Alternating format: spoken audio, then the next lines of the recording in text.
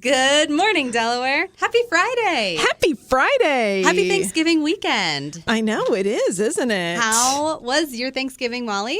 It was fantastic. There were Brussels sprouts. I love Brussels sprouts. I love Brussels sprouts. Yeah. It's a family tradition. If we did not have them, we would not have Thanksgiving. It would be over. So, Thanksgiving accomplished. Thanksgiving accomplished. In the studio with us this morning is Joy Kelch. She is an outreach services specialist. Yes. Did I get it? Yes. Oh, adult programming specialist. An adult programming Bonus specialist points. with outreach services. Thank you so much for joining us today. We're going to be talking about, we're going to continue on the theme of food in the second half of the program with your Around the World in Books and Bites program. But yeah, how was your Thanksgiving? Oh, it was awesome. Great sides, great desserts. All about the dessert. Yeah. All about the dessert. What's your, Molly said that Brussels sprouts is her, like, if it doesn't happen, it's not Thanksgiving. Do you have one in your family too? Oh, if there'd be a rebellion if I didn't make double batch of stuffing for leftovers. And Now, day do you of. put oysters? I've been in discussions lately about whether oysters belong in stuffing or not. I say no. I have a I family agree. who You says agree? yes. Okay. Growing up in my family, my dad's extended family, there was always the stuffing with oysters and the stuffing without oysters, and they had to indicate that very clearly. We have the stuffing made in the bird and the stuffing made outside of the bird because there's a disagreement on whether it's good in the bird or out of the bird. I'd say out of the bird. Yeah. Our dish is sweet potatoes in any form or fashion. If they are just, if they're in a casserole with the brown sugar and the walnuts, that's wonderful. Or if they're just like cubed and in a like buttery, brown sugary sauce in like a slow cooker, that's wonderful too. In my family, the other thing is I would be kicked out if I didn't come with my nice deviled eggs. Yeah. And I use smoked paprika on top. Okay. And a little honey mustard inside. No pickles in my eggs. Delicious. We have Mark on the board with us today. Mark, do you have a favorite Thanksgiving? Like if we don't eat it, it's not Thanksgiving dish? Spanakopita. No way. I like spanakopita. Yeah. Greek Yeah. for Thanksgiving? I've done it 2 or 3 times. Yeah. That's awesome. Veggie side, right? Yeah, exactly. With some spinach, right? You've got to add some spinach in there. Yeah. It's good stuff. Better Wow. cheese. Yeah. Sounds good. Yeah. Guys, I'm hungry. I know. Yesterday All was right. so long ago. Well, I know, but it's all right because we'll have the leftovers all weekend long and then probably next week too. Yes. Yes. And then 100 more like Friendsgivings or Christmases between now and the end of the year. My so. eggs never make it, so I always have to make a second batch for Lloyd. Just for you. Like a half size because he gets mad. He only gets 2 and he thinks the kid shouldn't get as many. Right. So, but they're big now. Oh, well, this is still off the shelf, and so I guess we do need to talk about books other than food. But we are going to talk about books and food in the second half of the show. But, Molly, are you reading anything? I am. I have a series that I've recently gotten into. It was one of those that if you get on Libby, they kind of have like suggested series. And in October, they posted this one, 9 Lives Magic, with the first book being Witchy Whiskers. Cute. And it is the story of a woman who lives in a town full of witches. Normals are outside, but she has a very special shop. She has a candle shop, but her candles are unique. When you light one of her candles, they make you feel a certain way. Maybe they make you feel like you're on the beach, or maybe they make you feel like you're on a date with, let's say, Tom Cruise or someone, depending on how you want to feel. But they just kind of take you where you want to go. Well, everything's going decently well in her life until her aunt leaves her cat. And of course, this cat is a familiar, and I've always wanted my cat to talk, but you better watch what you wish for because this cat is described so well in the description on Libby as Sophia from the Golden Girls. It doesn't stop. It complains about everything she does.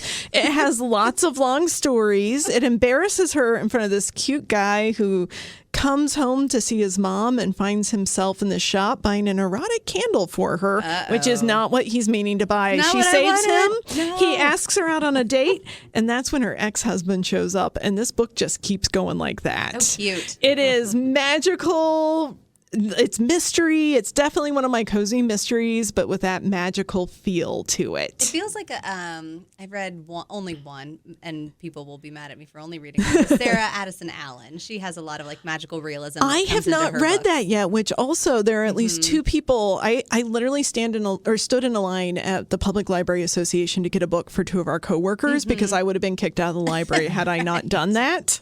Right. But yeah, and Witchy Whiskers, I think I forgot to say the author is Danielle Garrett. Okay. That sounds like a lot of fun. It was a lot of fun. Well, Joy, do you want to talk about what you've been reading or what's coming up that you are going to be discussing? Yeah. So Either I'm one. reading a book I'm taking a break from book club in December since mine is just around the holidays and people are pretty busy, but picking up in January. And in January, we celebrate Chinese New Year, so I thought it'd be interesting to read a book that has some Chinese culture in it. And the name of the book that I'm reading is called The Night Tiger by Yangtze Chu.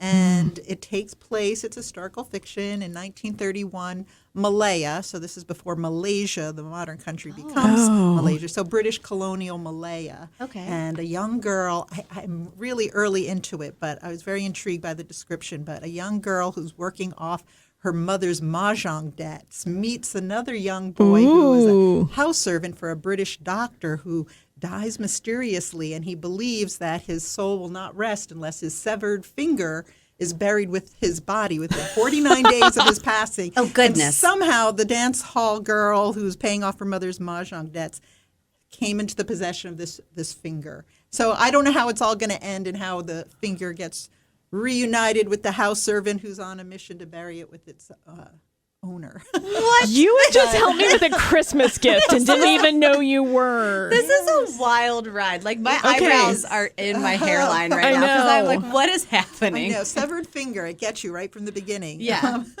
Who doesn't love a good severed finger? Yes. So you said it's called The Night Tiger. And go ahead and spell that first name for us. So the author's first name is Yangzhe. Okay. Chu, CHOO. The Night Tiger with severed fingers, mahjong debts. I didn't know that there was gambling in mahjong. I mean, I think I've read about that. I just think of it, like chess or, but there's gambling. Yes. I'm literally ordering it as we speak. It's so funny. Yeah, it's good. I want to talk about, this is funny, and maybe if you didn't cook yesterday or if you like to cook, you'll still be in a cooking mood. But whenever you go to our library website, DelawareLibrary.org, and you click up at the top of the website, if you go where you search for a book and you don't actually type in a title of the book, but you just click the search bar, that takes you to our homepage for our catalog, and there's staff reading recommendations and lists on that. And my coworker Hannah put together one called It's Turkey Time. And so she's got in her list lots of really fun, really great cookbooks that have inspired her to create a Thanksgiving feast, and things that she has cooked from in the past. There's fun ones like Friendsgiving, Celebrate Your Family of Friends by Alexandra Scheitzman. There is one by the Barefoot Contessa called Modern Comfort Food, and that came out in 2020, so that's one of Ina Garten's newest ones. There is the Fine Cooking Thanksgiving Cookbook, and this is the recipes for the turkey, but also all of the trimmings. Yum. So you're talking about your stuffing, you're talking about, does it have oysters? So we'll have to see if this one includes oysters or not.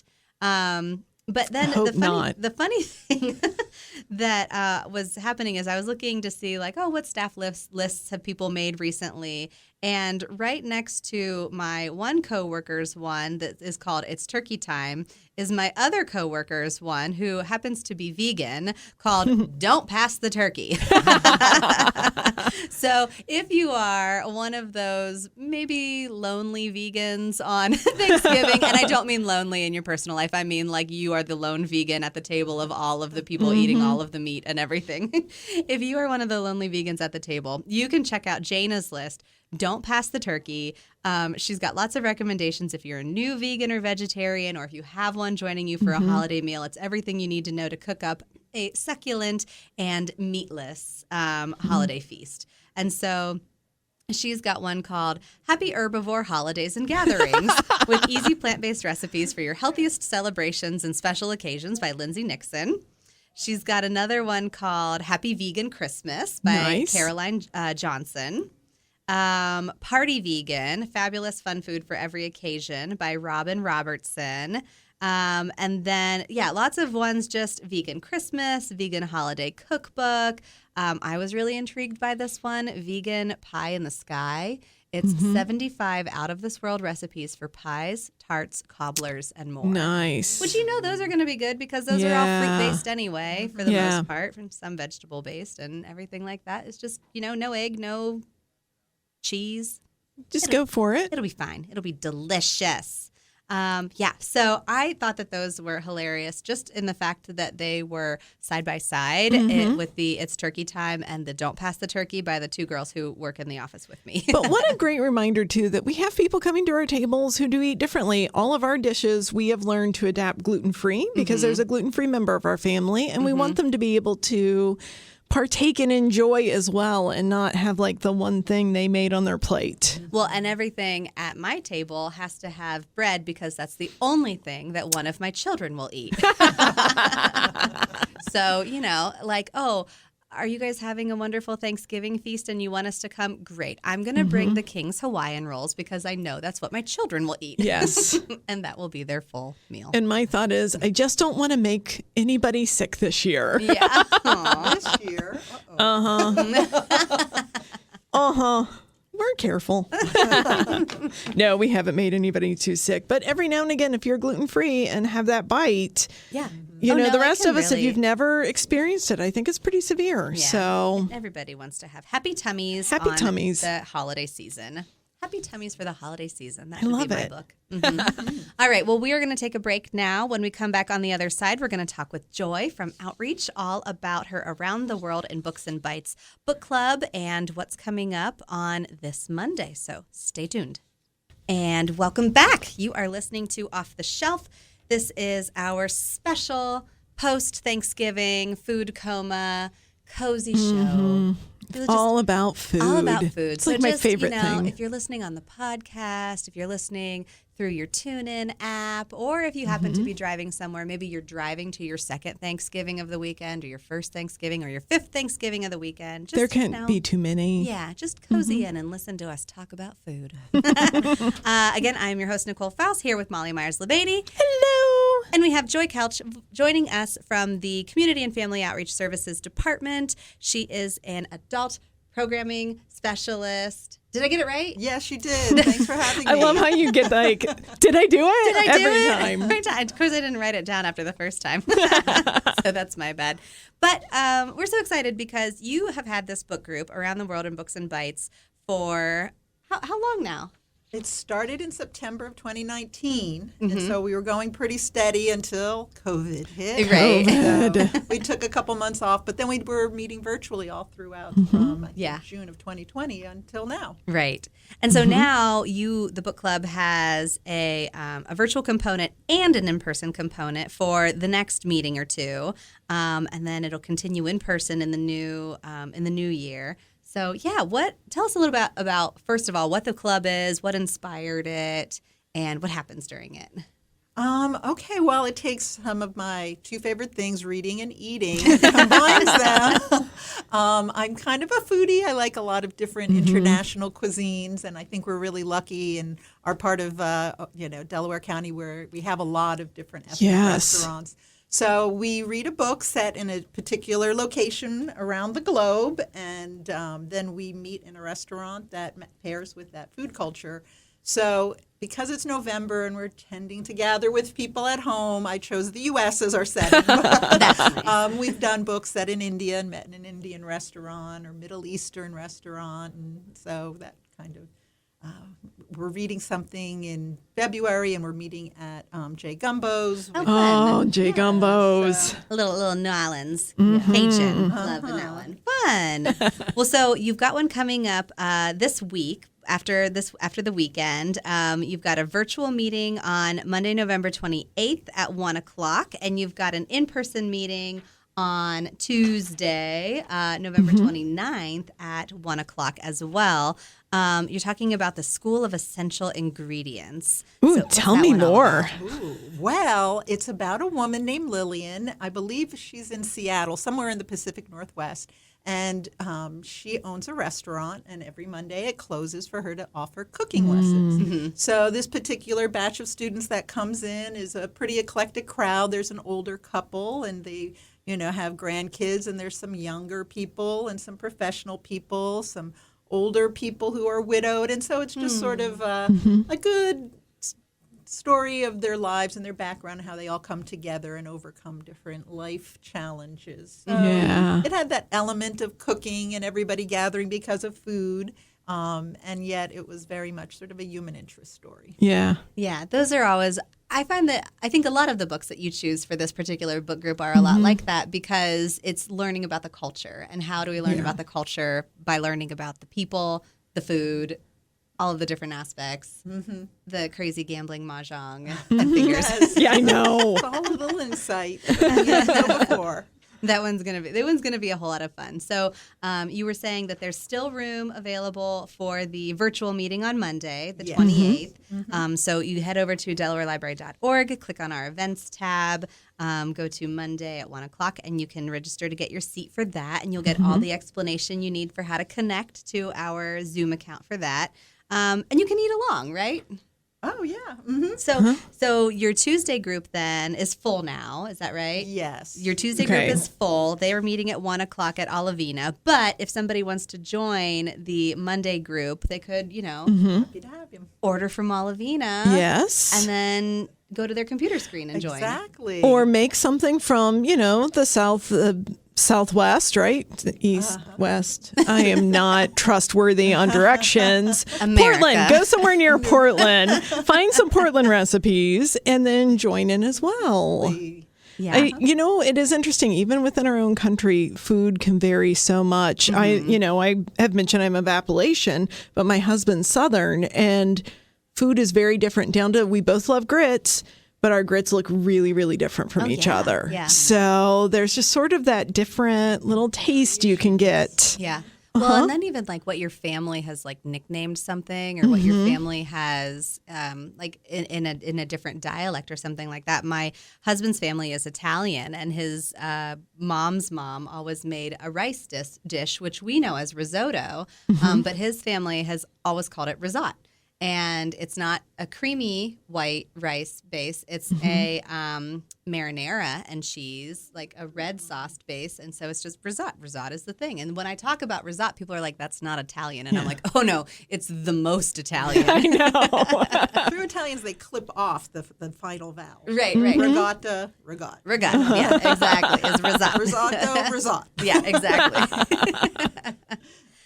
What are some of the other titles that you're excited about, and some of your places? Oh, gosh. Well, you mean from the past or coming up, or any? Either. Oh. Let's see. I really loved when we read The Namesake. Oh, yeah. And we went, it's no longer called Saffron Grill, but it used to be. Oh, Now it's right. changed. We went there to meet for our book discussion. And it was interesting. The waiter was from the same state in India that the story took place in, so which was he was Bengali, from Bengal. So we were able to kind of chew his ear and get a little even more cultural background. And then recently we did of Women in Salt, which was set in Cuba, and we were fortunate to talk with Cuban Pablo. food. And a woman in our book group actually had come from Cuba, and she was just a small child, and so she had interest in the story. So when you have those personal connections, it really brings a whole new level of understanding to the story. Right. Oh, absolutely. That's really And amazing. I feel like so many new restaurants are opening all the time that you're just more and more fodder around the county, more and more.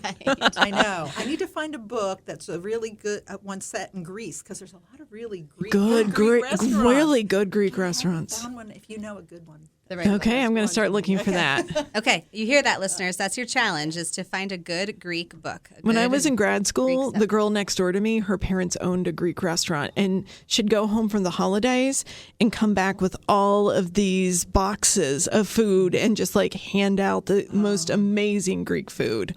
Yeah. The pasticcio. Osaka. So Mark's the one talking about his I spanakopita know. for Thanksgiving. We'll have to ask him if he has recommendations. He's a good reader, too.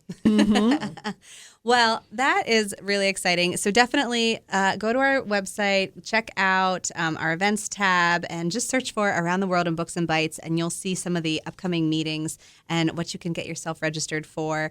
It's a really fun club, and what's better than talking about food on the holiday season? So I am hungry. I know. Indeed. Well, we will close out our show as we always do, which is talking about some of our upcoming events. You already knew that we were closed, early on Wednesday and yesterday, but we do have some interesting. We can give you like a little tease. Our holiday closures for December and January are a little bit wider than they normally are, just because of the holiday falling over the like Saturday, Sunday kind of timeline. So in December for the Christmas time, we will be closed the 24th through the 26th. Yes. And then we'll open again on Tuesday, the 27th. And then the same pattern will repeat a week later for New Year's Eve. So we'll close on the 31st. We'll close on the 31st. Be closed on the 1st and 2nd, and then reopen on the 3rd. So it's a little bit crazy this time of year. Crazy and wonderful. Yeah. Molly, what else is happening at the library? This is a great time for me to remind everybody about our story times. There's especially one coming up at Delaware, the family story time from 6:30 to 7 p.m. That's a great time, especially those of you who took an extra day or so off and want to just kind of keep the celebration going, to go together and do something, especially if you have little kids. We're using early literacy, but it's fun for everyone. So it's how to make those skills you need to learn to read a little more exciting, a little more fun, a little less pressury, because parents, you have enough pressure in your lives. You don't need any pressure. We'll just drop some easy hints that, can help you in your day to day. Let the librarians take it. Let them take it. We'll just hide that learning and fun. And we sometimes give you a shout out for doing things that you don't think are important, like reading aloud the road signs or reading the back of the cereal box. All of that makes your kids a reader, letting pretend play go crazy in your house. Right. It's a wonderful thing. It is a wonderful thing. Yeah, story times are always a really, really fun time at the library. I know that our storytime parents, they bond over. Oh, they all do. Everything. If you're feeling lonely as a parent, you're there with your kids alone. It is such a great place to be. You get to know not only the other parents, but the librarians become you all feel like, I still have storytime families I run into, and it's crazy. Years later, they're high schoolers. Man, they're high schoolers. From my baby time, some of them are in college already, and quite a few of them. And and I age quite a bit, but it's so great to see kids growing up and just blossoming. And we were that little bit of a piece of their history. It's gonna be a really, really good week. It's gonna be a quiet week. But I can't stress enough to visit our website and see what we've got coming up. One of the holiday programs that's coming up, I want to say on the 13th of December, is, and the only reason I remember that is because it's right after my daughter's birthday, is Mr. George is doing his Polar Express program. Yes, so that always so much fun. A whole lot of fun. But yeah, check our calendar, see what's happening. Join one of our book clubs. We've got a couple book clubs coming up the end of this month. Check our hours, download our app, do all the things, and do all the things. Go eat some food. Oh my gosh, all the food. Yeah, I'm going to go eat some more food. I know. Let's just roll out of here, too. Joy, thanks for being our guest this morning. Thanks for having me. Molly, always a pleasure. Always fun. And Mark, thank you for running the board for us today. My pleasure. We will see you in the stacks.